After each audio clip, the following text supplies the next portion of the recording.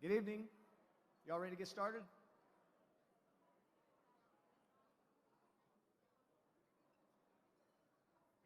Bobby, I hear the slow murmur. I think it's starting to get good. Thank you all for being here on Friday night. Appreciate you being here for a great event. We missed it last year, so give yourselves a hand for being here in 2021.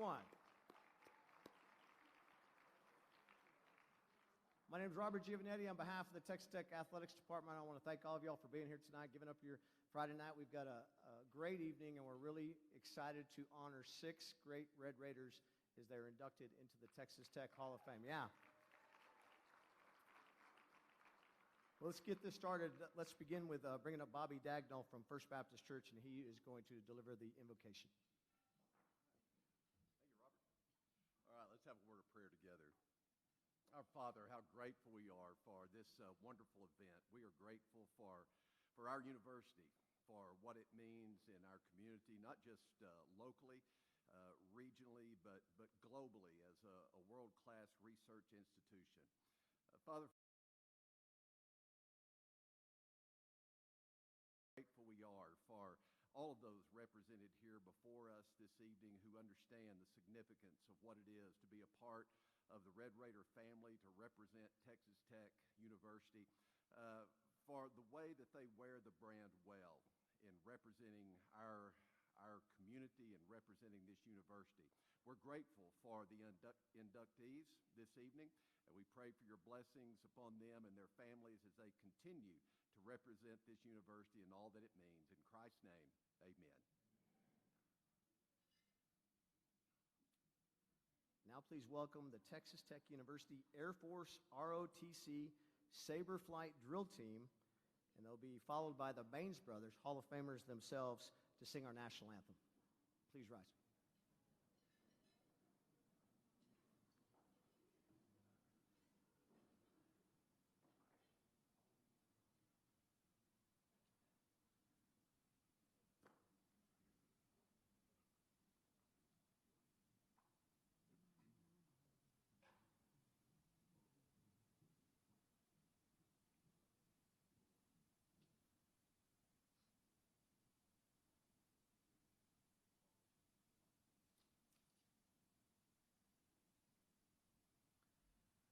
Oh, say, can you see by the dawn's early light what so proudly we hailed at the twilight's last gleaming, whose broad stripes and bright stars through the perilous fight o'er the ramparts we watched were so gallantly streaming, and the rocket's red glare, the bombs bursting in air, gave proof through the night that our flag was still there. Oh, say does that star-spangled banner yet wave o'er the land of the free and the home of the brave?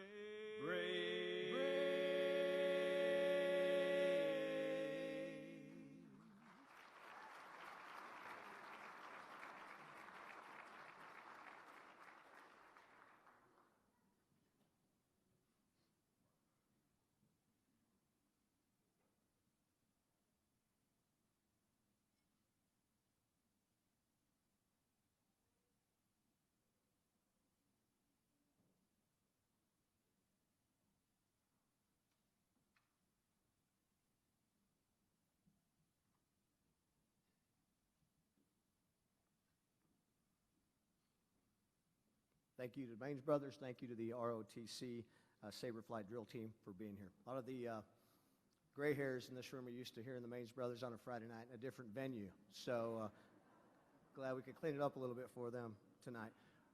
I want to recognize a few of the dignitaries we have in the house. We've got President Oren Skuvenek and his wife Patty right down here. We have our director of athletics, Kirby Hokut, and his wife, Diane. Today's Kirby's birthday, by the way, so happy birthday to Kirby Hokut. We've got Texas Tech track and field head coach Wes Kitley in attendance tonight. Coach Kitley, thank you for being here. And then we've got several members of the Texas Tech executive staff, Jonathan Boutros, Tony Hernandez, Andrea Tyree, the lights of my eyes, so if I'm missing somebody there, I apologize. Thank you guys for being here as well. We've got a lot of other dignitaries here in the house, and that is our current Hall of Famers. When I call your name, please stand so you can be recognized. You'll notice them. They'll be wearing a medallion around them, and we'll finish up with a Hall of Famer that'll come up here and talk a little bit about his thoughts and memories of Texas Tech. But let's start. I'm not sure, I haven't seen him here yet, but he's on the list here. Gerald Myers, inducted in 1969 at the Texas Tech Hall of Fame. Is Coach Myers here? Highly produced machine we've got here. He is not here in attendance, but he deserves applause anyway over at Coach Myers. So now I'll go to one that I know is here, John Scoville. He was inducted in 1987, quarterback from the Texas Tech football team from 65 to 67, signature win on the road, beating UT in Austin. Former Regent John Scoville in the house. Rodney Allison's teammate, Larry Isaac, is here, 2014 Hall of Fame inductee. He played from 73 to 76, played on perhaps two of the greatest teams here at Texas Tech in 73 and 76. Larry Isaac. We've got Thomas Howard down here as well. I'm not sure Thomas is here. Thomas hasn't made it yet either. All right, we're on a roll. Johnny Owens, 1983 Hall of Fame inductee. So Johnny Owens played baseball here from 69 to 71. Helped usher in Texas Tech baseball, third baseman, Johnny Owens. Gary Ashby, 1999 Hall of Fame inductee, baseball player, former Tech baseball coach, twice selected All-Southwest Conference. He was an All-American as well. There's Gary. Jeff Mitchell, a 2001 Hall of Fame. We'll see Jeff on a video later. All-American honorable mention, earned a spot on the PGA Tour, and he won an event on the PGA Tour as well. Rodney Allison, 2003 Hall of Fame inductee, quarterback from 75, 77. Most valuable player of the Bluebonnet Bowl in 1976. Led that team to a 10-1 season. Lloyd Hill, a 2005 Hall of Fame inductee. Lloyd, I'm hearing some murmuring. I don't think Lloyd is here as well. Lloyd, an Odessa Permian guy, not here tonight. Tracy Thompson Free. Is Tracy here? There she is, over there in the corner. 2006 Hall of Fame inductee. Played golf in 1993. 96 led Tech to its first NCAA tournament appearance and named All-Southwest Conference as a freshman, junior, and a senior. Larry Anderson, a 2013 Hall of Fame inductee. Not here tonight. But thanks to Larry for all of his work. Again, Larry deserves applause too, right? Chris, if you were like 10 for 15, you'd be in the Hall of Fame, right? If 10 for 15, like that's pretty good, right? If we got 10 of our 15 inductees here. Stacy Topman, I know she's here. 2014 Hall of Fame inductee. All-Southwest Conference in 3 years, and selected All-Southwest Conference tournament team in 94 and 95. And we'll hear from her later. Her husband is going to be inducted tonight. Ed Mooney, a 2018 inductee here, played football and track and field, first team All-Southwest Conference 1967. There he is. Got his guns up. Sean Harris, 2019 Hall of Fame inductee, our last group. 6-time All-American. And a snazzy dresser as well. So glad to see him. And our final inductee, our final honoree that's here tonight, and he is going to speak to us tonight. We have told him no filibuster. He has been known to talk longer than a few minutes, so we've limited his time. But James Mays was track and field star from 78 to 81. First three-time All-American as a half miler, 2-time Southwest Conference champion. Also great dresser, James Mays. Welcome to the podium.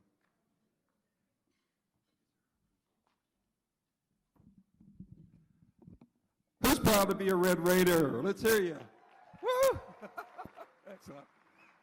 Hi, everybody. I'm James Mays, and it's an honor to be here tonight. It's great to be back in Lubbock and back at Texas Tech. It's been a while since I've been here, and I'm just amazed at how much this university has grown over the years. You know, I used to jog around the campus before my workouts, and but now I had a hard time finding my way back to Weymouth Hall. So much has changed in this community. You know, the Blockbuster stores have been replaced with Starbucks and Apple iPhone stores, and you don't have to drive halfway to Tahoka to get a bottle of champagne for, you know, New Year's. But I got carded at the liquor store one time, and my Blockbuster card fell out. The cashier said, "Never mind." But you know, I'm really humbled and honored to be here and to be a part of this Hall of Fame, this exclusive Hall of Fame club. And I want to, some of you know me and some of you don't, but I want to explain how important it is to be in the Hall of Fame and what got me here. First of all, it was for the grace of God. Also, I had some wonderful teammates that I got to train with along the way.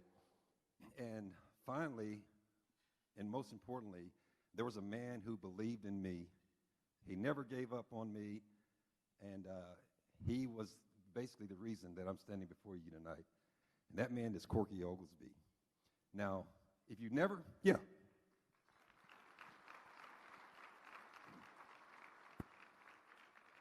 if you never met Corky Oglesby, you're missing out. And coincidentally, tonight, this very night, 4 years ago, Corky left us to be with the Lord. But like I said, if you never met Corky, you really are missing out. He was a dynamic person with a dynamic, charismatic personality, very knowledgeable about the sport. And for me, he was just the perfect coach because he kept everything so simple.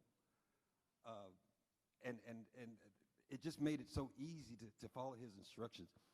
One of the things that we always did each time before I ran, we would discuss race strategy, and he would tell me he'd tell me one thing before every race. He would say, "All right, James, get out fast, lean to the left, and be the first one back." That's it. It's simple, and it worked. It worked so well that I set the school record in the 800 meters, and it lasted for almost a quarter of a century until, and things changed, until a guy named Jonathan Johnson came along and broke that record. But there's one record that I have that will never be broken, and it's the Southwest Conference Indoor 600.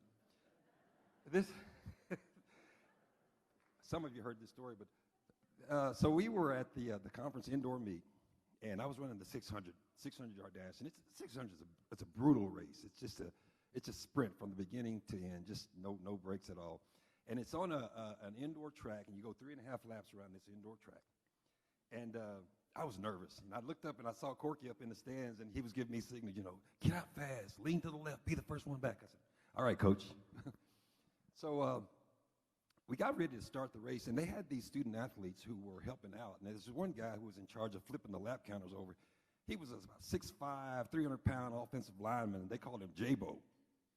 And so, we got on the line, got ready to start. The runner said, "Payo." So we're out running, and we're just running, just getting after it. And halfway through the race, somebody brought J-Bo a ham sandwich, and he kind of lost track of the lap counter. And so, as we're coming around the last curve, and I can see the finish line, I'm almost there. And just before I get to the finish line, the announcer says, "And it's Mays of Texas Tech with 1 lap to go." I'm like, "Huh?" And I look up at Coach, and I said, "Coach, what do I do?" And, Corky, he keeps everything really simple. He just said, "Keep running." I was like, so, that movie, that show, The Walking Dead, we were like the Running Dead, just, So we finished the race. The last thing I remember before I passed out was the announcer saying, "Cleanup crew, report to the track." And so when I finally came to, I staggered over to J-Bo, and I said, "J-Bo, you had one job."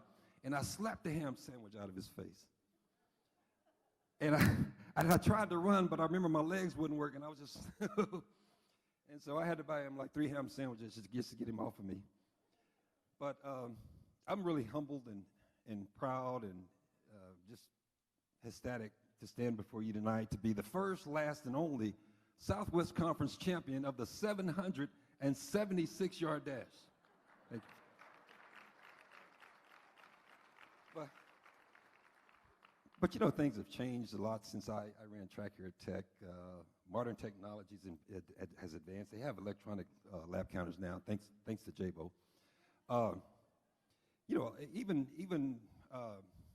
you know, the electronics has changed the way we even communicate now. You know, you go online, you have all these different abbreviations. You know, LOL, laugh out loud, BRB, be right back, IDK. I don't know. I remember when I first started, you know, getting on like Facebook and Twitter and all that, and I was struggling to try to learn some of these abbreviations. So I talked to my 13-year-old nephew, and thank God for younger kids that help us with these modern technologies. And I said, you know, this is IDK. What is this IDK? He said, I don't know. I said, dadgummit, nobody does. But you know, I'm really thankful for young kids. I really enjoy working with young kids, and I think I have the gift of encouragement, and I think we all do if we choose to use that. But one of my favorite things to do is to, you know, to talk to young kids and encourage them. Just like I got encouraged by some of the members here in this audience. I look around and I see a lot of my heroes that I worshipped and, you know, idolized when they were when I was growing up. And so I like to be, you know, a positive role model for young kids. I remember talking to a group of fourth graders, and I told them I was older than Google. They thought I was kidding. But I'm just really honored to be here tonight. I could name all of my heroes that are here and the ones that are going to be inducted. It's just amazing to be a part of such a fantastic group of people.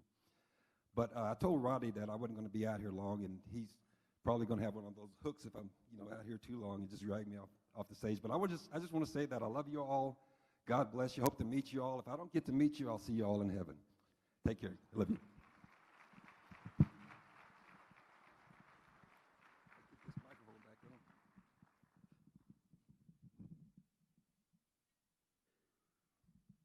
You can catch James 3 nights a week at the Holiday Inn.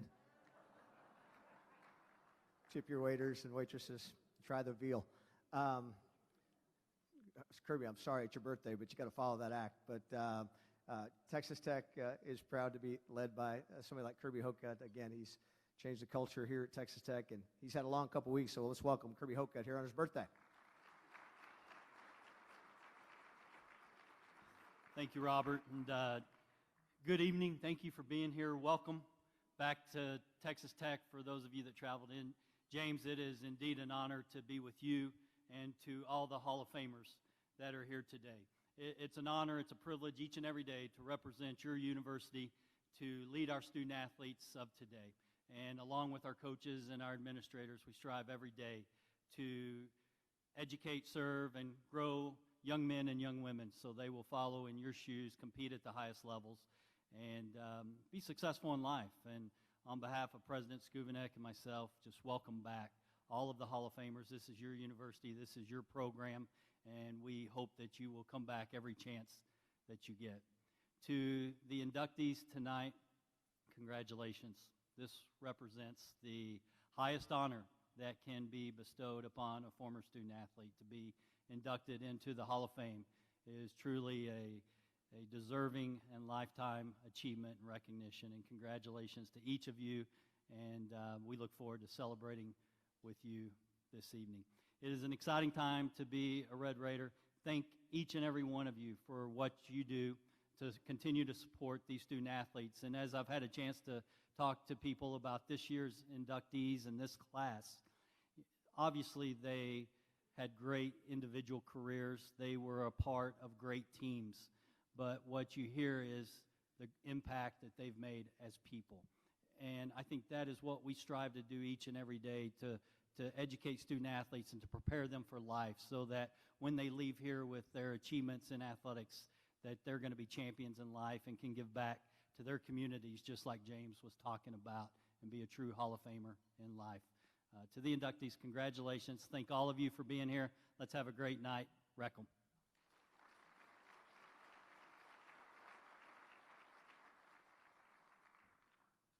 Before we get started, and we did recognize all of those that have been honored to be in the Hall of Fame, we did lose 6 great Red Raiders since we were last here together. in 2019. If you look at the screens, let's remember these 6 great Red Raiders that we've lost over the last 2 years.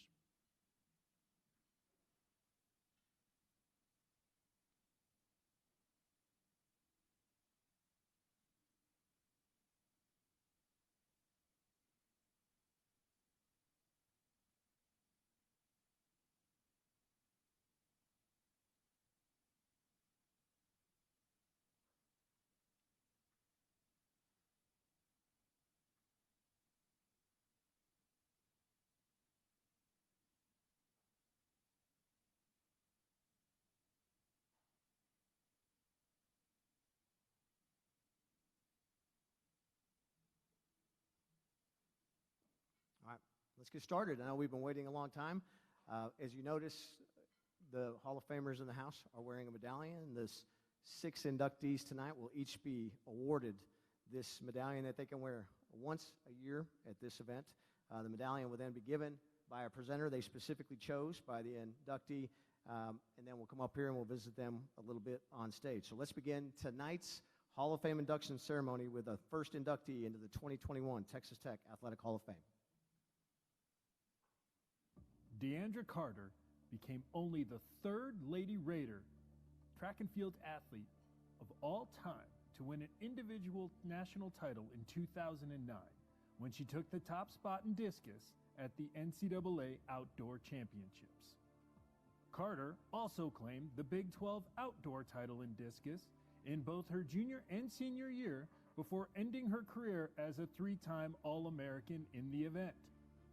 To this day, Carter still maintains 5 of the furthest throws in Texas Tech history, as she remains the only thrower in program history to lead the team in discus over 4 consecutive years. Well, what a special day indeed it is when I found out that Dee was going to be inducted into the Hall of Fame. As the head coach, I couldn't be more proud and more thrilled that the committee selected her, and what an honor and what a deserving honor. She was a very confident athlete. We'd go in the national meet. I never saw her getting anxious. I never saw her getting, having problems with any kind of anxiety. I think she was always comfortable in what she felt like she could do. Everybody is very proud of Dee Dee. Dee Dee's a very good person, very good woman. She was a very good athlete, but most of all, she's a success as a person. And we'd like to recruit a Dee Dee every year. I think the thing that I love about Dee is just her loyalty to Texas Tech. She was always happy-go-lucky, always in a good mood, normally came in very positive, and has stayed in touch with me and this program when she's left. She's a true Red Raider, and I'm just so proud that she's getting honored in this way. And I love Dee. Texas Tech is proud to induct into the 2021 Hall of Fame Deandra Carter. Here to present the Hall of Fame medallion to Dee Carter is Coach Cliff Belkins.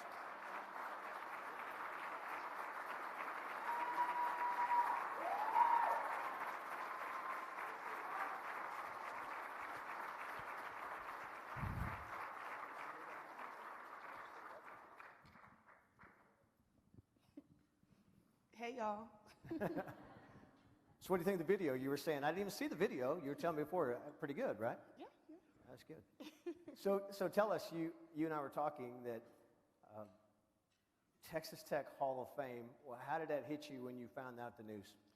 Oh, well, first of all, I had no idea. I didn't expect it.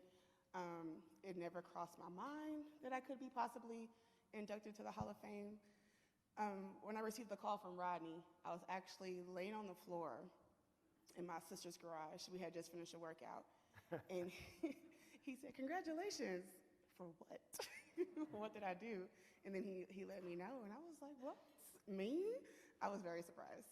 So. Yeah, you said you almost thought like he was auditioning you, right? You thought maybe there was going to be a process, but you didn't know. Right. And he said, "You didn't know you were on the ballot?" I was like, "No, I didn't know." And I thought it was like a whole voting process and all that stuff. I had no idea. But he told me that I was actually chosen to be inducted, and it just blew my mind. I wasn't ready. The great thing is it was a whole voting process. A lot of people voted on it. All former student athletes voted, and so you should even be happier about that. I guess you didn't vote, No. but you didn't even know there was a, was a ballot. Well, thanks. Yeah. Didn't even need your own vote. How about that? So tell us, how did you get to Texas Tech? What was your story to get here? I don't think it's a very interesting story. I was getting recruited, of course, and when I came to Tech for my recruiting trip, the team was just so nice. It felt like family.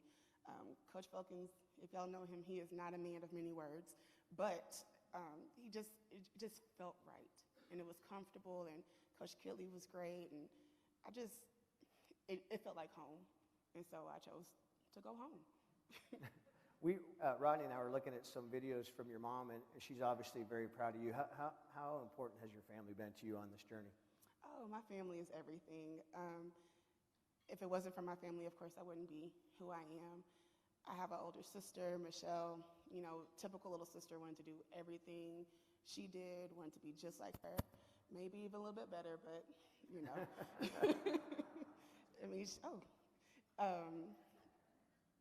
can't really beat a gold medalist, Olympian gold medalist, but it's okay.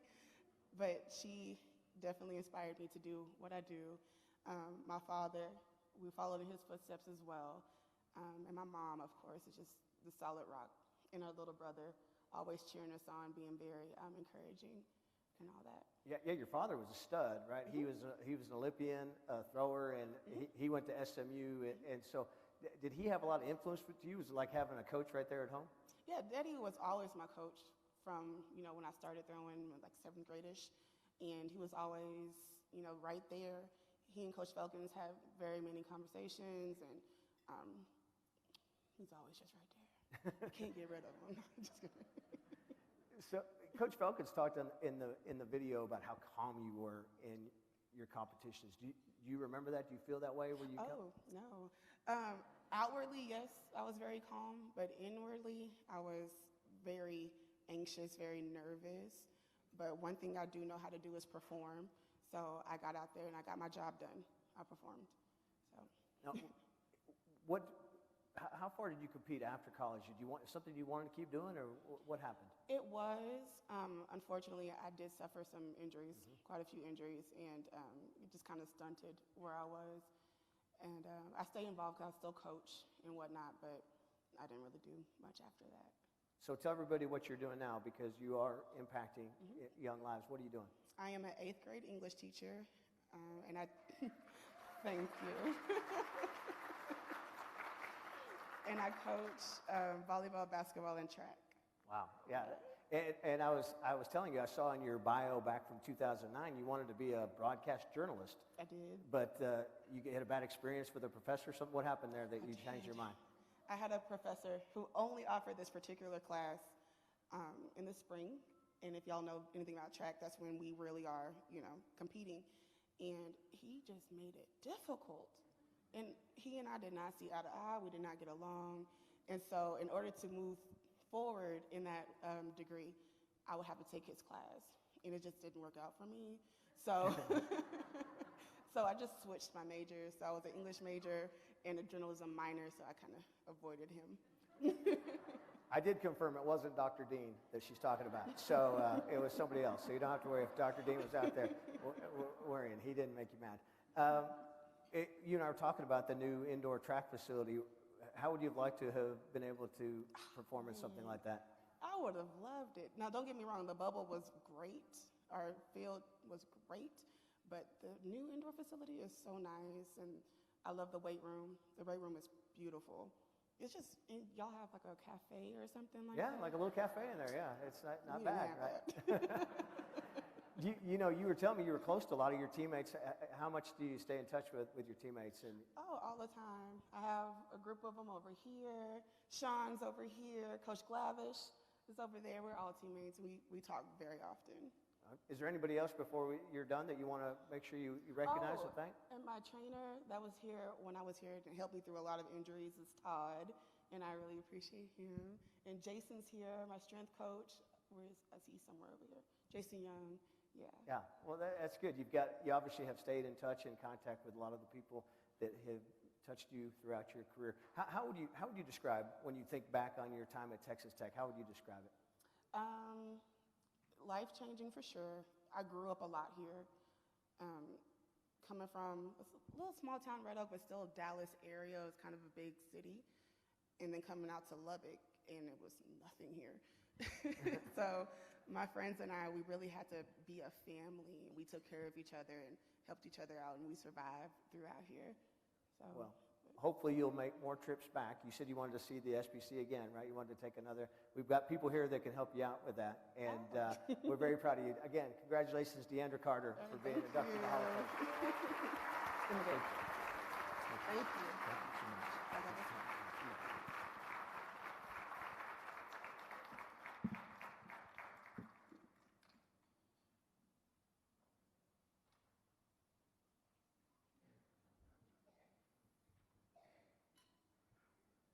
Brooke Lawrence, to be inducted into the Texas Tech Hall of Fame after leading the Lady Raiders to 3 NCAA regional appearances during her career, including the school's first trip to the NCAA championships in 1996.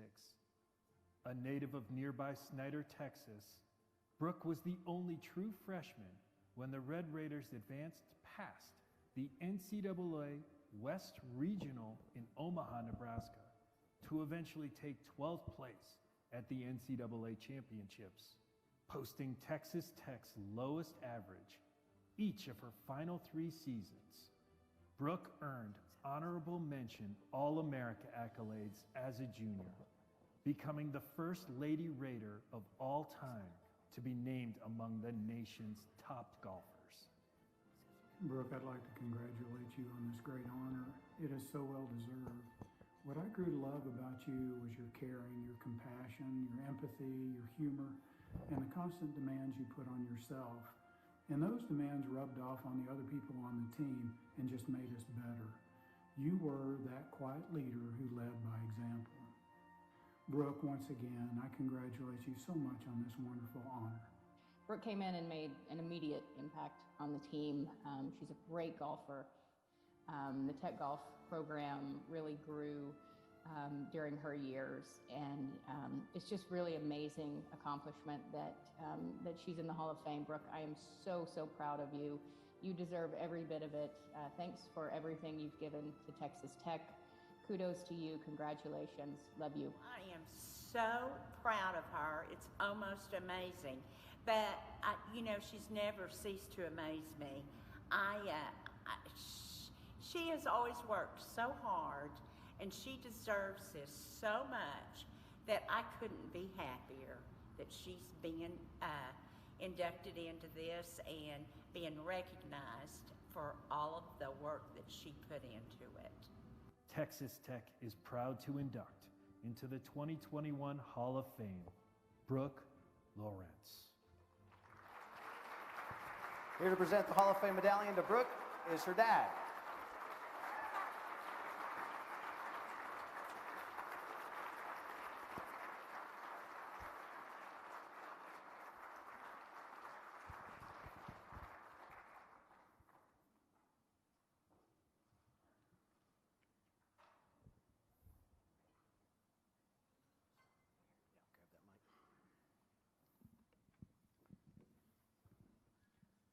Good evening, everybody.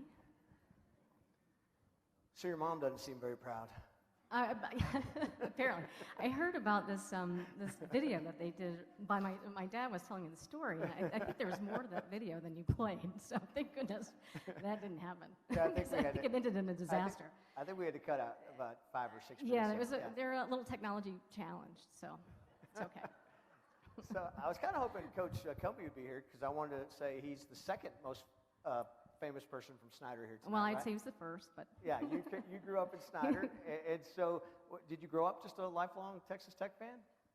You know, coming from Snyder, I didn't know any other college. I mean, Texas Tech was it, honestly. Everybody went to Texas Tech. I had a couple of friends that went to some school called A&M somewhere, it was like East Texas somewhere. I'm not really sure, so... But Texas Tech was so close, so it's all I really knew.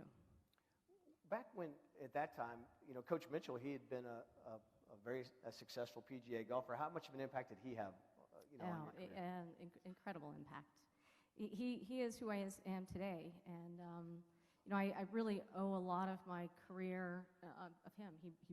He was the first person outside of Snyder that truly believed in me, so I appreciated that. It was sort of, when he sat me down one day and he said, you're going to be really good.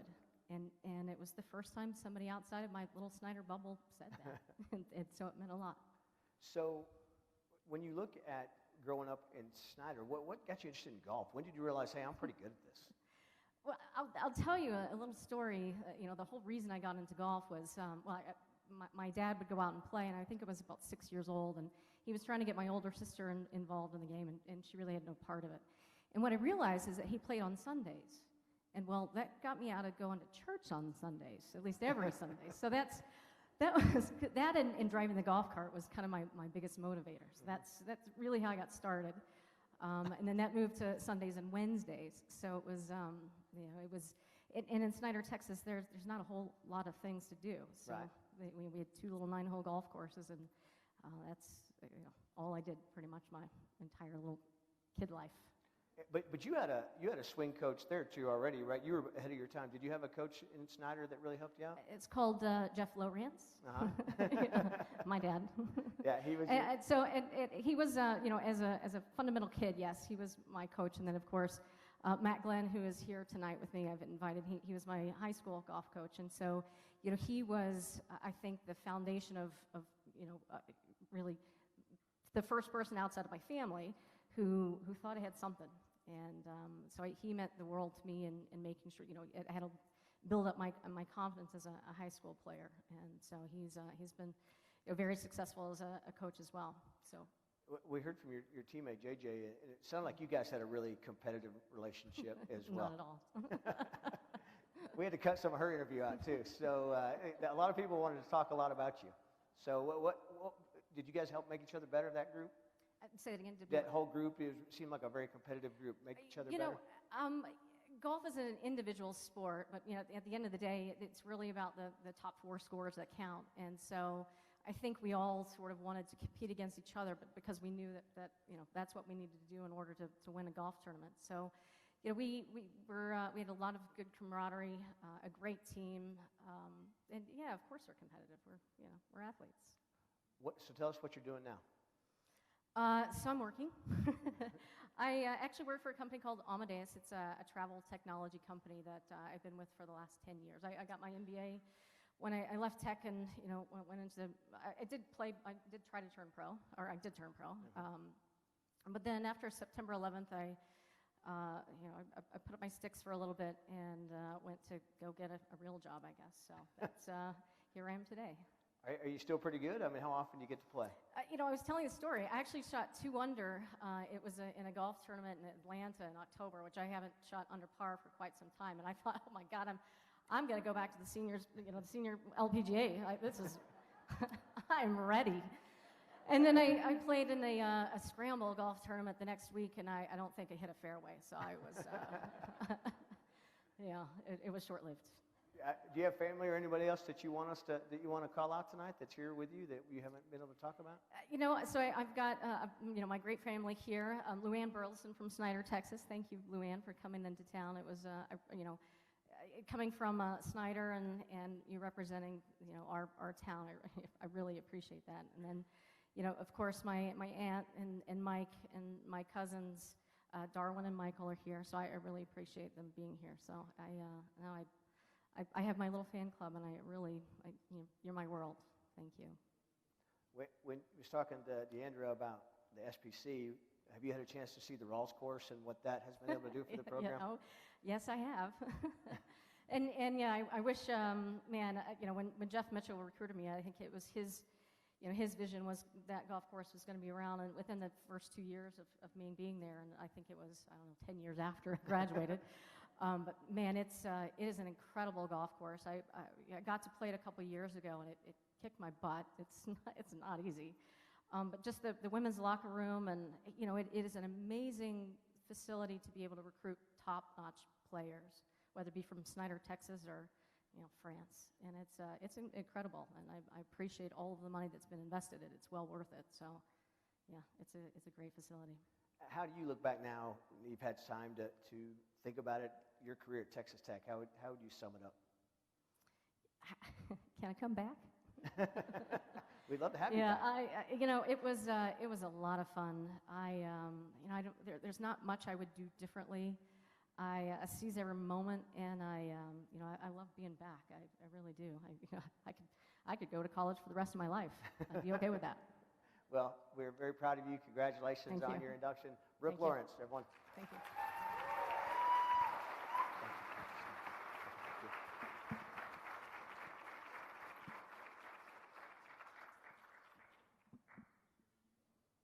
Ronald Ross remains one of the most beloved greats in the history of Texas Tech men's basketball.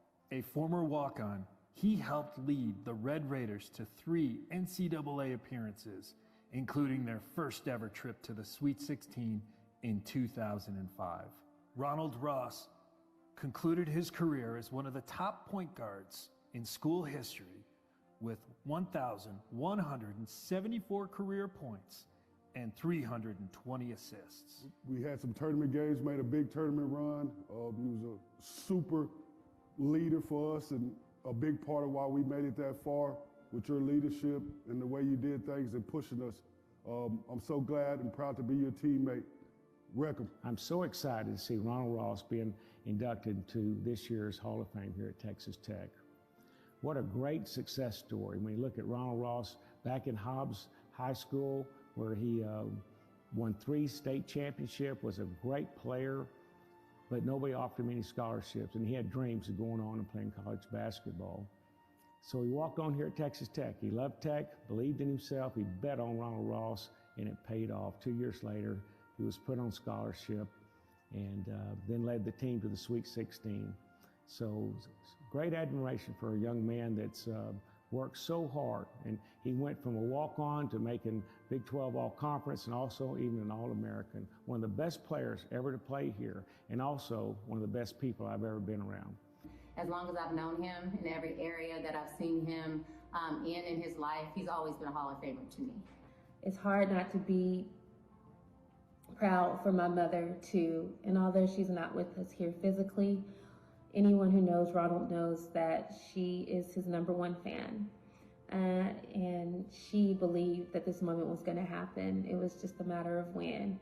So to know that he is realizing this moment, that he has his crowning moment, being inducted into his beloved Texas Tech University, means the world to me and my family. Texas Tech is proud to induct into the 2021 Hall of Fame, Ronald Ross.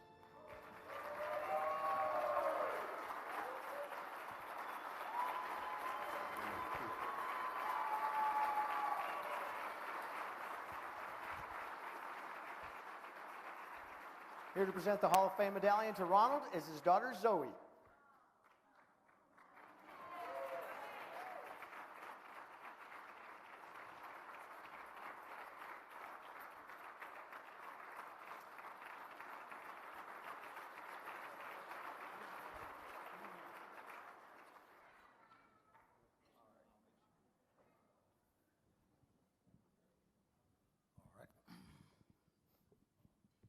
That's got to be pretty cool. Have your daughter do that, right? Yeah, it is pretty cool. It's definitely special for sure. How's everybody doing? Yeah. I'm not going to lie, I'm a little pumped up right now, so I'm just going to try to be a little calm. Hey, Ron. You know, it's hard for me to not even think about you being here because you were here just very recently, and then you left. Have you missed Tech and Lubbock since you've been gone? Oh, absolutely. I absolutely love Lubbock. You know, obviously I'm originally from Hobbs, New Mexico, so coming to Lubbock was definitely an upgrade for me. Not that Hobbs, I absolutely love Lubbock, and then, you know, even being able to travel the world, go to every city in, you know, the U.S., whatnot, is just something special about Lubbock, and you can tell, you know, just as you travel and meet fellow Red Raiders that live everywhere, there's nothing like the brotherhood and sisterhood that's here in Lubbock. The loyalty is just unmatched. Yeah, you mentioned Hobbs, and I don't know if a lot of people recognize this or some remember. It used to be a pipeline of Hobbs athletes to Tech and Lubbock. So that's something you grew up saying, hey, I want to be a part of that? Yeah, I did. I really did. You know, as a kid, when you're like 10, 11, 12, like, yeah, I'm gonna go to Texas Tech. I don't know. I might go to Kentucky or Duke. I don't know, but it doesn't really work out like that, you know. So obviously, I walked on. So it was like, hey, I'll take what I can get, you know. So Did you? And it's interesting because you had such a great high school career. What that you didn't get an offer from Tech? Did you have other somewhere else that you might have thought about going? Yeah, I did. But they weren't D1 offers. Went to Abilene Christian when they were like Division II. A couple of junior colleges, some in California or whatnot. And kind of how it worked was, like you said, we had a lot of success in New Mexico, won 3 state championships back to back. I was always that second or third guy. So the coaches would call, they'd be like, hey, we don't sign this guy, we're going to sign you. And obviously that didn't work out. So, when it ran its course and, I was just sitting there like, hey, it's, nothing's there. And I didn't want to, I don't want to say going to junior college is not a bad thing or going to Division II is not a bad thing, but I was like, let's just keep hope alive, So it's just rode it all the way out. And, fortunately this opportunity at Texas Tech came along. I love that line from Coach Adams in the video. You bet on yourself, and you chose to come here as a walk-on. Did that kind of give you that extra chip that you wanted to prove yourself? Yeah, absolutely. You just kind of work, and it kind of started. My journey here at Texas Tech started before in Hobbs, New Mexico, and I had left and I lived in Midland, Texas for a while in 9th grade. And then prior to that, I was obviously one of the better kids coming up in the city. In regards to playing basketball and just, hey, I'm going to make it, I'm going to be there, but I left. Got a new coach, came back, coach didn't know who I was. I had to start right from the bottom again.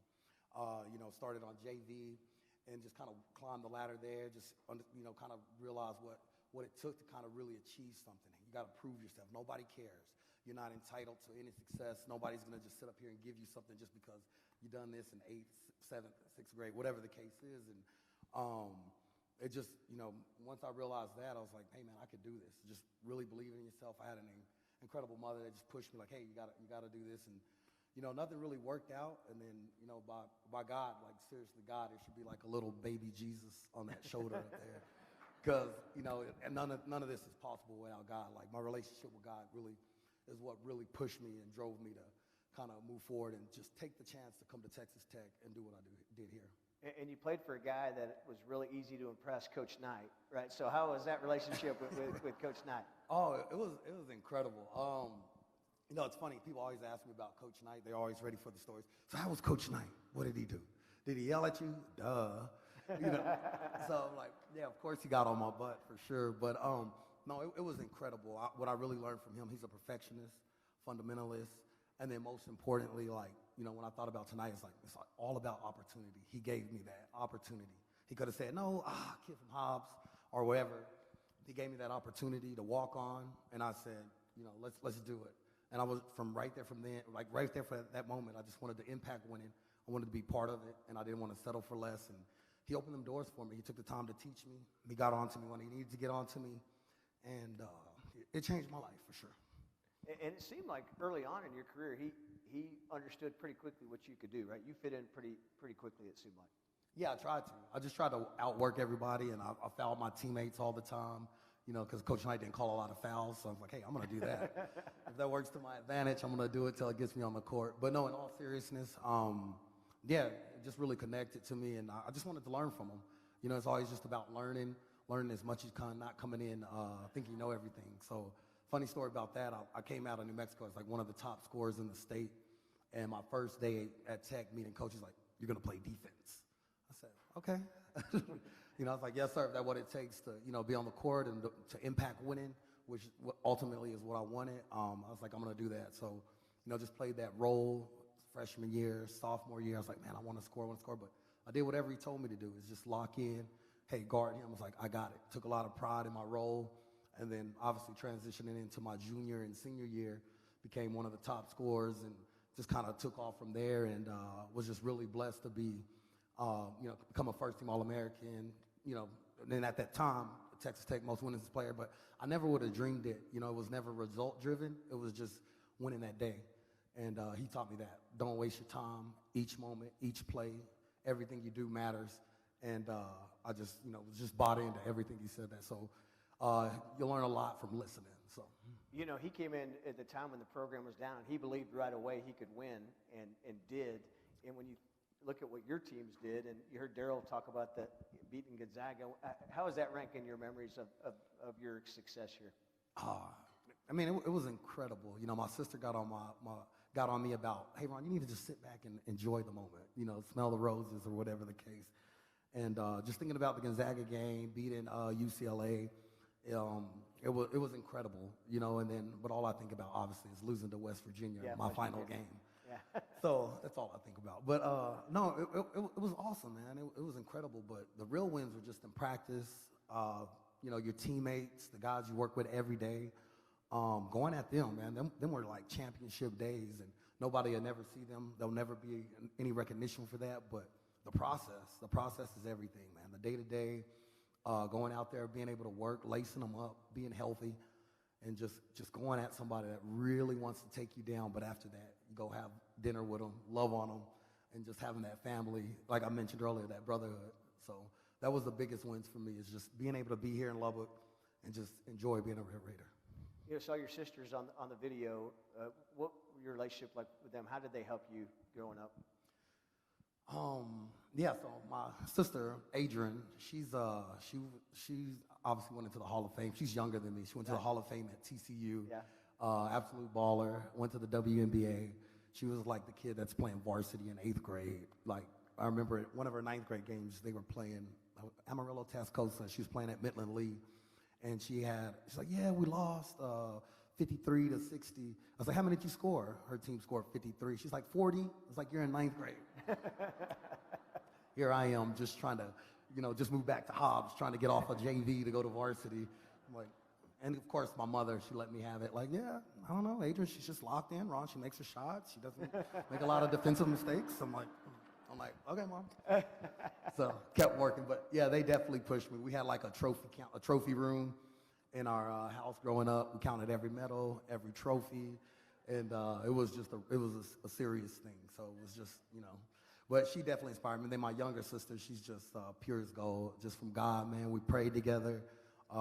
Just kind of was my peace and my balance for everything else. Who else do you have here with you tonight that you want to recognize? I have my beautiful wife, you know, and I have my kids, of course. There's so many people that mean a lot to me in the room. I have all my family from New Mexico, Hobbs, just everybody's from everywhere. Obviously, I live in Dallas now when I stopped coaching. I have my Milestone, Wellborn family here. They didn't have to come, but they made it a priority to get out and support me tonight. And it's, you know, it's just a lot of people in here. You can't say enough about them, you know, because if I say one name, I'm going to have to tell you a story about them. So I just absolutely love everybody out there, man. And like I said, everything's a God, man. Without God, if you really got dreams, it's not happening without them. You got to be part of maybe one of the best runs in Tech history with Coach Beard and the national championship game. You know, what was that like to be a part of that? And I know you had an impact on a lot of those kids.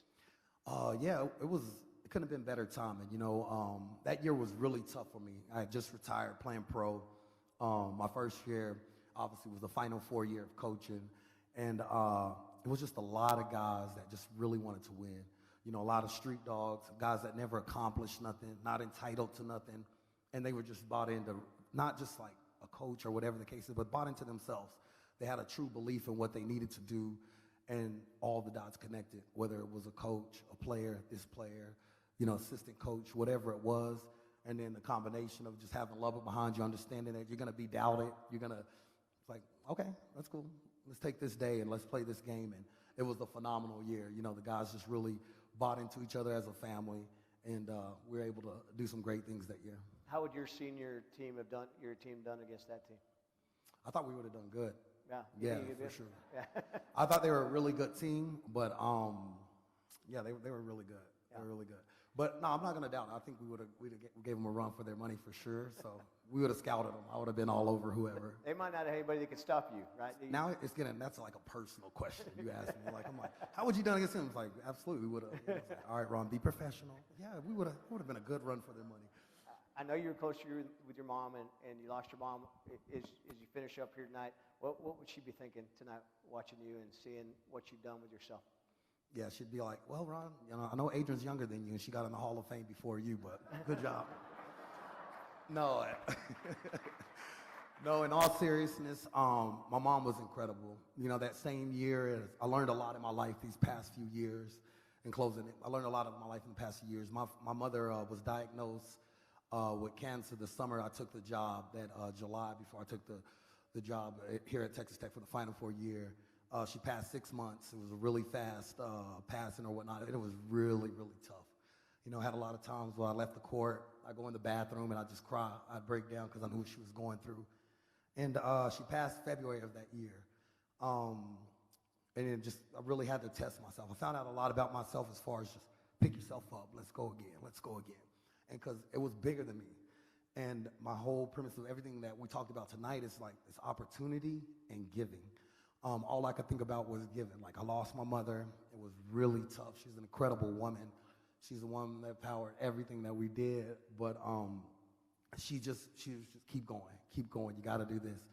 And as I just always heard her that year. So I just thought about some of the players we had, some of the coaches, like, you keeping it together, helping them could change their lives. I know you're having a tough time, but just keep it together. You can change some kids' lives. And I just thought about that, like, what can I do to help? I know I'm going through it, but so does everybody else, and was able to do that, and it was a blessing. It was a blessing. I can't believe I was able to get through it and actually finish the season, because there was a time where I thought about leaving in the middle of that season, but just that ideal of giving, God put it on my heart, like, she's in a good place. Obviously, it's very unfortunate to lose your mother in 6 months, just being diagnosed with cancer, but it was life-changing, and once I realized that, the aftermath, the year later, 2 years later, even today, prior to coming up, doing the, induction, you realize that you did change people, and it wasn't about anything else but giving time, caring for people, building that next step, and just trying to prepare for that next step in their life, like some people did for me. So my mother, she was an incredible woman, and all the glory to her, and glory to God for giving me such an incredible mother. Well, we're glad you made that decision when you decided to walk on at Texas Tech, Ronald. So great to see you. Congratulations. Thank you. Appreciate it. Thank you, guys. Thank you. Appreciate it. My man.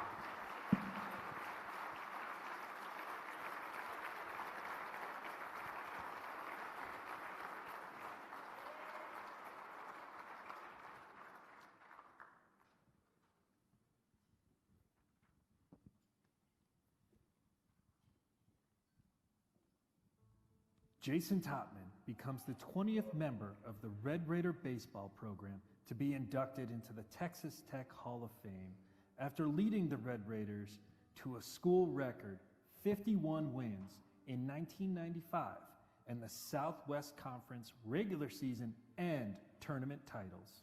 A native of McPherson, Kansas, Topman proved instrumental in establishing an already rising program under legendary coach Larry Hayes, skyrocketing into one of the top programs in the country as the Red Raiders posted a combined record of 91 and 31 over 2 seasons. He is one of 15 Red Raider baseball players to earn first-team All-America honors. For his career, he remains second on the school's career batting list with an average of .407. And he also holds 2 of the top 3 marks for hitting by a Tech second baseman in school history. Topman is married to former Lady Raider golf coach and fellow Texas Tech Hall of Famer, the former Stacy Cole. They become the first husband and wife duo of former Tech student athletes to be inducted into the Texas Tech Hall of Fame. Good evening, Red Raiders. Jason Topman in 1994 showed up on campus, and the next 2 years, Texas Tech won 95 games. Jason was just the complete player. Helped us offensively, led the team in hitting, hit .435. He had power, led us in doubles and triples. He had the ability to be a great base runner and stole bases when you needed it. But the big thing I liked best, he was a great defender. Today, Jason, we don't honor you for just the student athlete that you were, but we honor you for the man, the father, and the husband that you are today.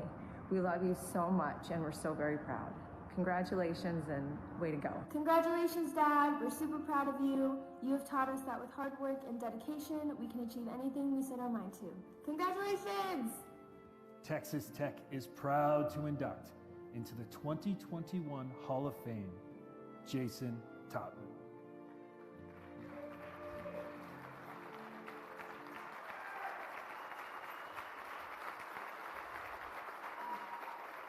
Here to present the Hall of Fame medallion to Jason is his wife and Hall of Famer, Stacy Topman.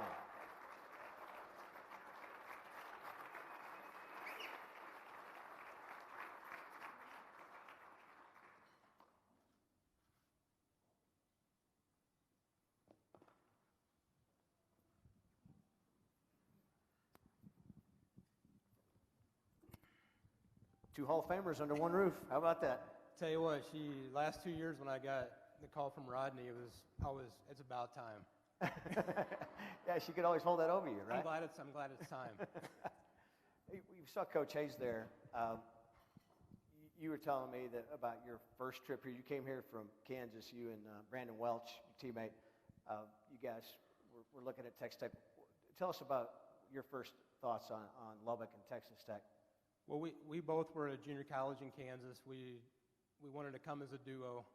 Frank Anderson came up and recruited us in a fall kind of a highlight type tournament that we played in. And we came down to Lubbock. It was October. My roommate was sitting next to me, Brandon, in the plane. And we were coming down into Lubbock, and he kind of nudged me, and he goes, "Dude, it's snowing out here." I'm like, he goes, "I'm not getting off the plane." We had no idea where Lubbock, Texas was. Small town Kansas boys. Come to find out it was cotton. Right. So that was the first embarrassing part of the whole deal. Some lady on the plane goes, "No, it's cotton." So that was a good way to get started. Yeah, and you told me Coach Hayes. Coach Hayes' driving stories are legendary, but you guys got early on some experience with that. We're lucky to be here. Yeah. Well, when Coach Hayes picked us up from the airport, he takes us around. He always has this little route that you don't go, down the interstate. You go around the 202, comes by Jones Stadium, and he says, "Look, there's Jones Stadium. It's a double wide trailer on stilts." I'm like, "Oh, that's impressive." That was the press box. And then he turns the corner right there by Dan Law. There's a little curve there, and he starts to accelerate, and he goes, "That's where we play." I'm like, "We're not going to go see the field." And he goes, "No, it's fine." So gets back on the loop. We're going back all the way around the loop to the 50-yard line to have dinner that night, and he runs through the first stop sign. We're like, "Coach, what are you doing?" He goes, "I'm an offensive driver. Don't worry about it." There was nobody around. So we got to the 50-yard line. We were going to get off on the access road there, and he missed that. So we're hauling over the median there, dust flying. Finally got to the restaurant. So it was quite an adventure. Yeah, he looks good. It's amazing he's lived as long as he has. It's the way he drives, because he's always he's always driven on the edge there. Well, when we were playing, we had a wreck in Houston too. We were down playing Rice. We came over a hill. He ran into the back of a car when we were in a 15-passenger van, and it's still going today. Yeah. Didn't you say Welch saved his wife? Oh yeah, my roommate was sitting behind Coach Hayes' wife. She was in the middle of the front two seats on a ball bucket. He grabbed her as we went to crash and saved her from going to the front windshield. Oh, that's good. Yeah. Quite a bunch of quite a story with him. They've got a little better budget now. They don't have to drive around like on buckets. No of more balls 15-passenger vans. So, hey, you guys were really good. It was funny. I was looking your senior year. That team that won the Southwest Conference and the Southwest Conference tournament was 29-3 at home. And we were talking about just that group could rake, and you had the best numbers. You would argue with me, you did the other day, that you had a lot of great hitters on that team. Well, hitting is contagious when you're playing against playing with a bunch of guys that could play the game. It made it so much easier because there was a lot of pressure off of you. You didn't have to come out and be, the hero every day. There was always somebody behind you. You had the Clint Bryants and the Randy Durosses. It was just a good mix of guys that were on that team. And you think about, when you look back on it, it was the coaching staff that put all of us together, and it was just a really good time for Texas Tech baseball because, that 95 team, we broke through and made the regionals, and that really set the stage for what it is today. Yeah, and we were talking that 94 team probably should have made the regionals, but they didn't. But at the time, Tech just wasn't going to NCAA regionals, and that 95 team kind of broke through the ceiling for. It was very disappointing. We all gathered at the conference cafe down there and had the selection show, and all of a sudden they just kept naming names and naming teams, and we didn't show up. Yeah. We're like, man, what the heck? What do you got to do? You won 40 games that year. What do you have to do to get in the regionals? But I think that motivated us enough as a team for the next year, because a lot of guys were coming back, and we won the 51 games and really did a good job with setting the Tech baseball the platform that it is today. That team got close to Omaha, right? Got beat by Stanford back to back, and you were really close to going to Omaha. And I know that for you, that was something that really stuck with you all these years. It was, and it was really special because that was the first time we went to the regionals. We actually got to go back home in Kansas and play at Wichita State, so that was a really fun time for my family to come back and watch us. Hopefully we weren't going to play for the last time, but we did, and Stanford came all the way back to the losers bracket and ended up winning, and it was a great time. But I think if that team would have made it to the World Series, we probably would have won it all, especially in Omaha there at the Rosenblatt Stadium. That was an airport. I mean, we could have hit balls all over that place. Yeah, the new one's not quite it's like that. Not quite as friendly for hitters. Yeah, the old one was like that though. But when you think about that team, does it make you proud when you see the success now that Texas Tech has? That you guys were the forerunners for that, right? Because that started a run of a lot of postseason success for Texas Tech. Absolutely, it's one of those seasons that you just have to break that barrier, and we did. And then you see all the success that's happened after the fact. Tadlock's come in and done a really good job with the program. You look at the field, and it's just awesome. I mean, you go over there, and you're just proud that you helped build that foundation, and it's just something that you'll never forget for the rest of your life. So tell us about your family. We saw Stacy when she's a Hall of Famer. We saw one of your daughters on the video. I know your daughters aren't here, but your parents are watching on the stream, we hope, tonight, right? Yeah, they are. They couldn't make it down, so I just wanted to say, thanks for all that they've done. I love my mom and dad, and they drove into all the basketball, baseball, football games that I played all the way through my high school career, and they didn't miss any games down here in Lubbock. So I wish they could have been here tonight, but there was just, there's things that they couldn't make it. So, but yeah, Stacy, I'm so lucky now that we would drive down the street and all of a sudden, I'm living in the Hall of Fame comes on, the song. Oh, that's my song. Well, now we can both say that. Kind of nice. Yeah. You said your daughters are getting a little old now. They didn't come. Can you sense anger that I've had? A little bit, a little hostility there, but yeah. I think it'll subside. It'll die down now. Yeah, it'll subside. Your daughters weren't able to come either, but I know it's cool seeing your daughter on the video. Absolutely. Addison and Taylor they're the joy of our lives. We adopted them when they were little kids or little babies, actually 2 days old, and they've been nothing but a blessing for us. And we wish they could be here, but they've had some other things that they had to do. The youngest one's playing volleyball, so she's trying out for club sports, and then my oldest daughter owns her own business now. So it's they've come a long way so far.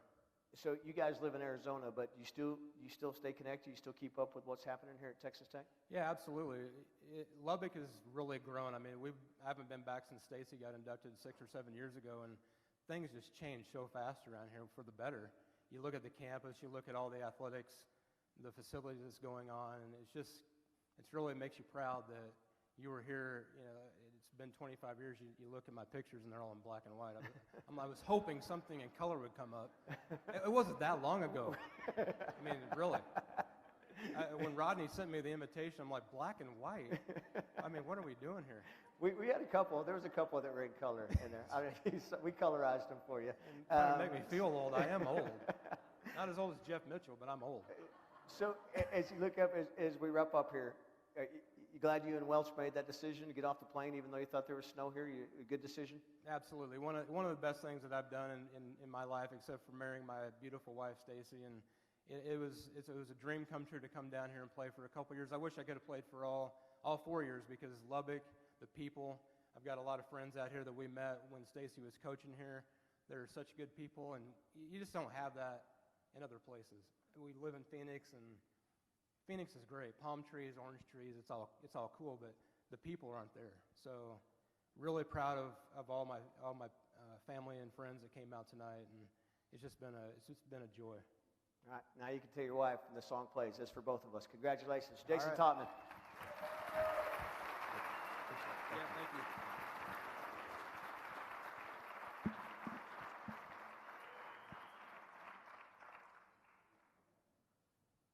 Arguably one of the top wide receivers in college football history, Michael Crabtree rewrote the Texas Tech record books during his 2-year career as a Red Raider. The Dallas native set the Texas Tech single-season marks as well as the NCAA freshman records for receptions, receiving yards, and receiving touchdowns. Crabtree became the first freshman in history to win the prestigious Biletnikoff Award in 2007, and later became a 2-time winner of the coveted trophy a year later before departing Texas Tech as the school's all-time leader in receiving yards and receiving touchdowns. Michael Crabtree finished 5th in the 2008 Heisman Trophy race. The thing about Crab when he came as a true freshman, he was just already kind of a dude. You know, he was a hard worker, a humble dude, and just always kind of put the work in. J.O. break to Crabtree. He's got it, makes a spin move at the 10, heads to the end zone. Touchdown, Red Raiders. But the guy always put in work, extra film, doing route trees on his own. You know, he 7-on-7, getting out there with him in the summer. That's my biggest memory of him. He was always a great competitor, a guy that never wanted to lose, and just made everyone better around him by his presence and his play. He played the game how it's supposed to be played, as being a physical receiver and just always looking to be aggressive and score. And so he was great to watch. Obviously, he made a ton of plays, and like I said, it was special actually. But like I said, he was a phenomenal player as far as just body control. You know, the knack when the ball was in the air, he plucked it out of the sky, and just was always looking to score. From the 28, the throw goes to the right side for Crabtree. It's caught. He breaks. Oh, he's the worst. Red Raider, unbelievable. Unbelievable, Red Raiders. Michael Crabtree has done it. Michael Crabtree makes the catch at the 5, breaks the tackle and scores. Texas Tech is proud to induct into the 2021 Hall of Fame Michael Crabtree. Here to accept the Hall of Fame medallion for Michael is his dad, Michael Crabtree Sr.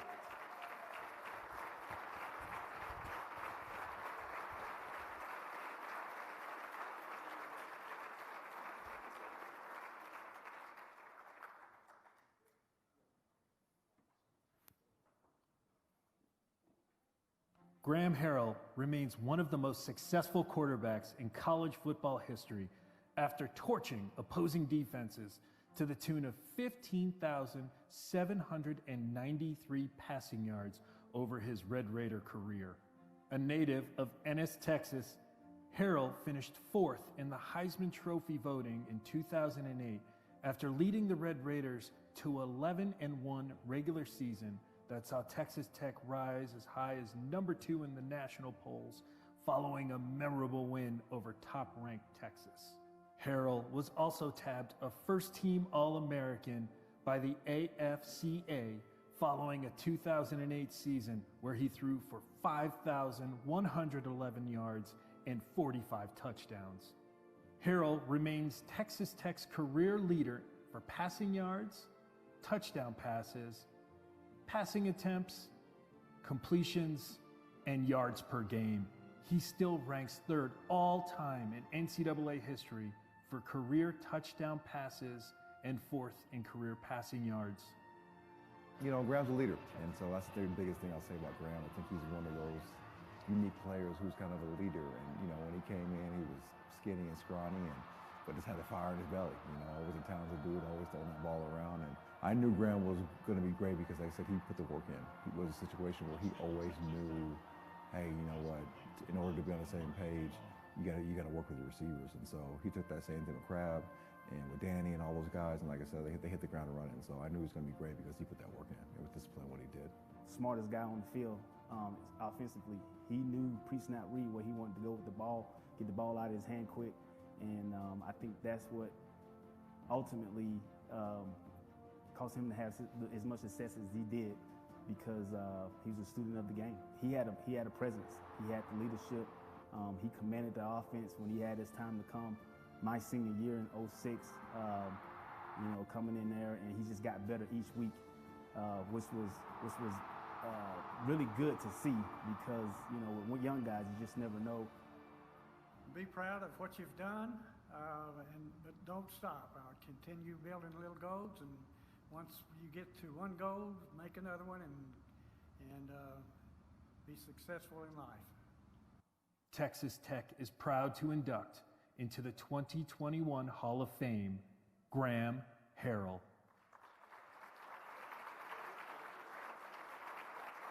Here to accept the medallion for Graham is his wife, Brittany.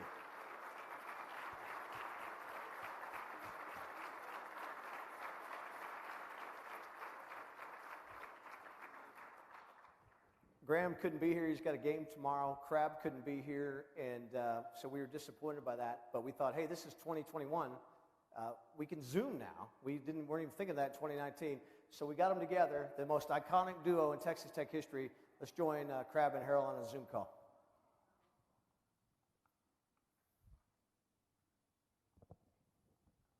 And so now we're pleased to be joined by the newest inductee into the Texas Tech Hall of Fame, Graham Herrell. And Graham, your wife was able to accept on your behalf. You've got a bunch of family in attendance. So what's this mean to you? What was it like when you heard from Rodney that you're going to be in the Hall of Fame? Obviously, that was a really, really special moment. And spent, 5 years out there at Texas Tech and created some unbelievable memories. Got to be around a lot of great people. And, everywhere I go, still get asked about the Texas game more than anything. But, those were fun years, and we had a good thing going. We had it rolling. And like I said, in recruiting or in anything I do, actually just the other day here on campus at USC, we still have to get our phones checked to get on campus because of COVID stuff. And the guy checking my phone, my picture popped up with my name on it.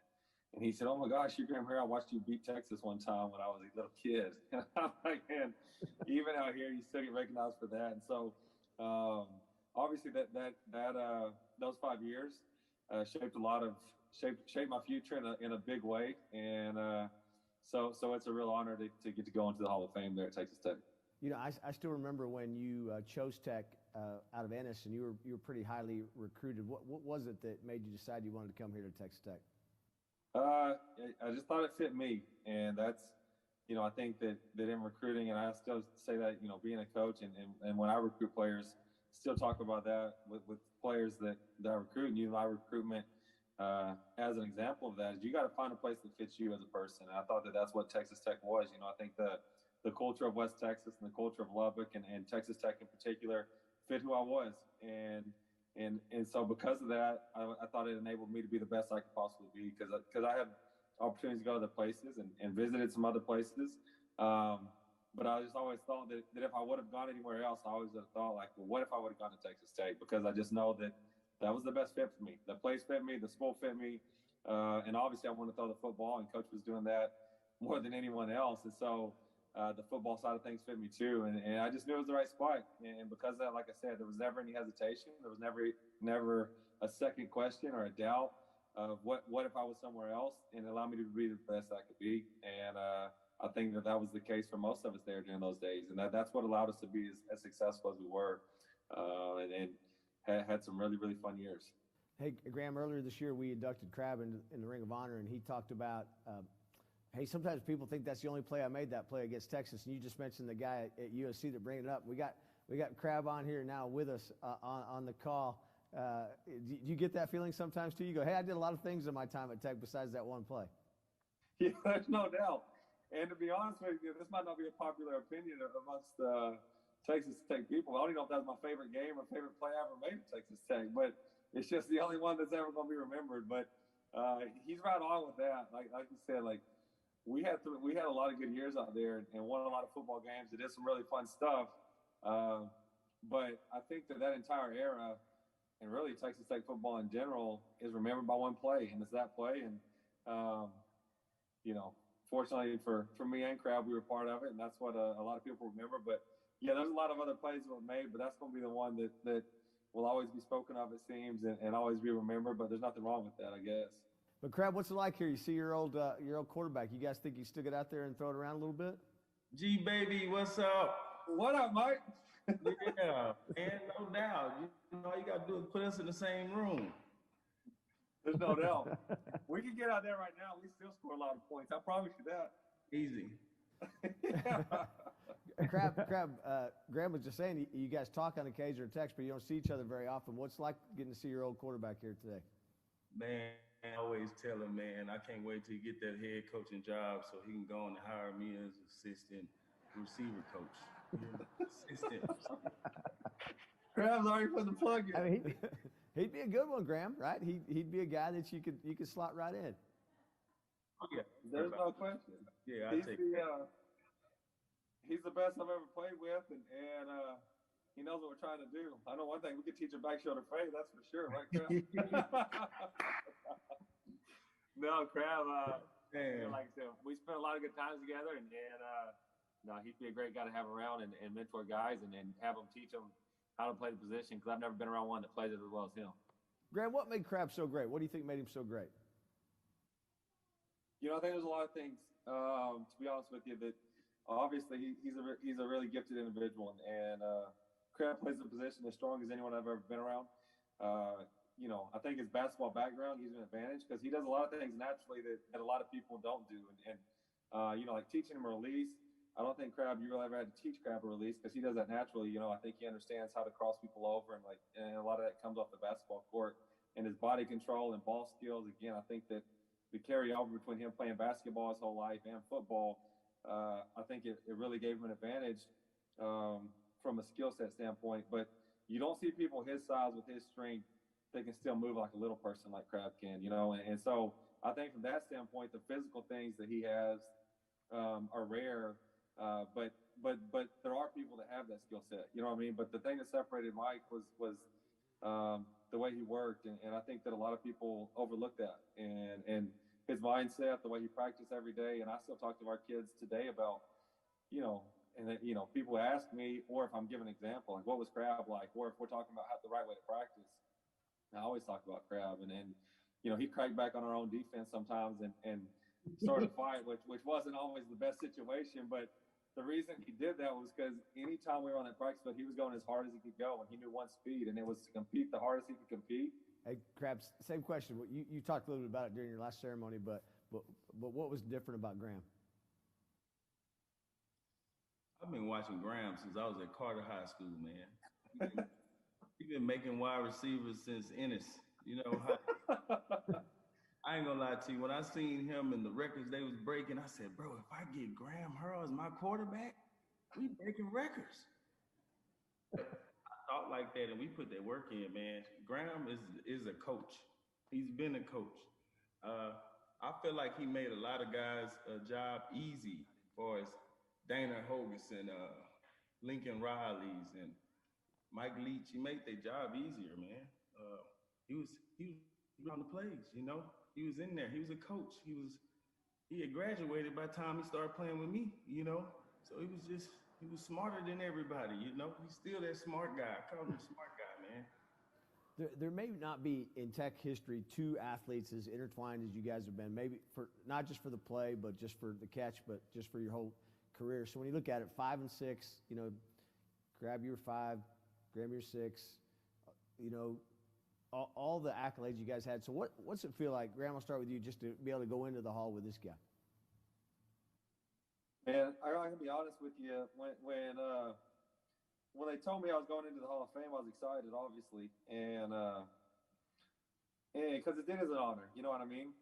But when they told me I was going in with Crab, that's really when I was like, okay, it's right. You know what I'm saying? Because going in on my own, that'd be fun. You know, I mean, that'd be an honor.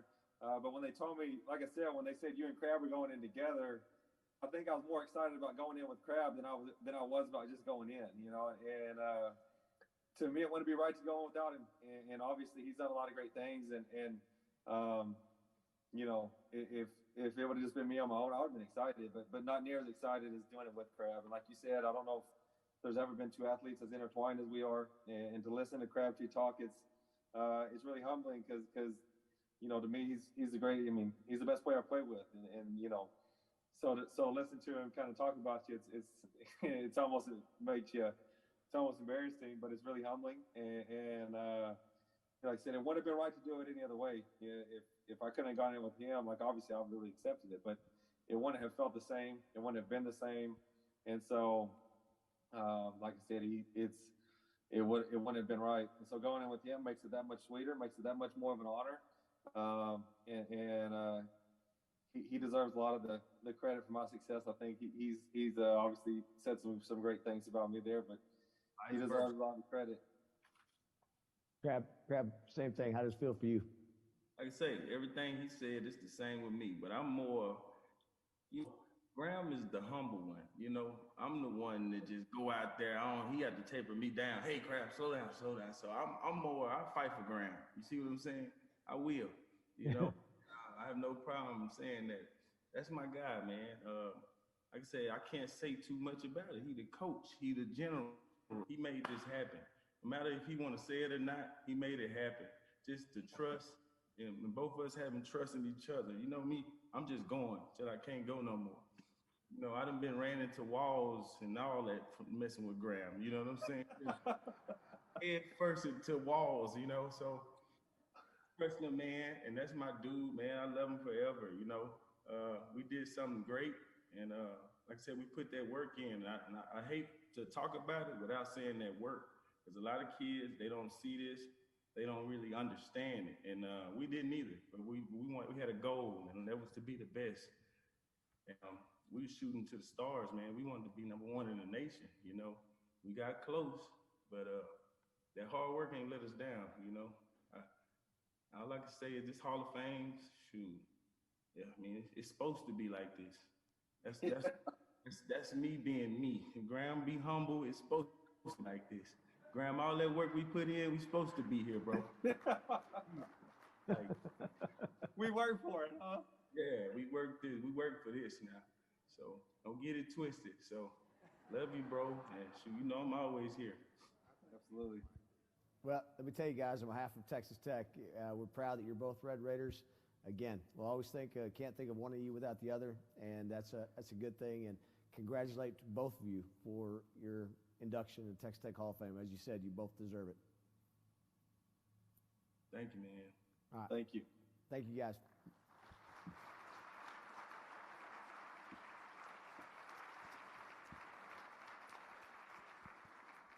Hey, how about congratulations to the entire 2021 Texas Tech Hall of Fame class?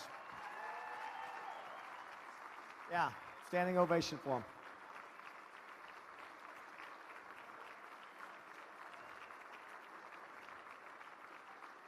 I want to remind you, we'll recognize them all on the field tomorrow at halftime of the Oklahoma State game. Inductees past and present, please remember to return your medallions to the Double T Varsity Club on your way out. And you're all invited to be part of the Double T Varsity Club tailgate tomorrow at Raider Alley. So be there, and thank you for being here tonight. Love Texas Tech. If you don't love these people you see tonight, you don't have a heartbeat. And we're going to end with a Matador song, Wreck 'em.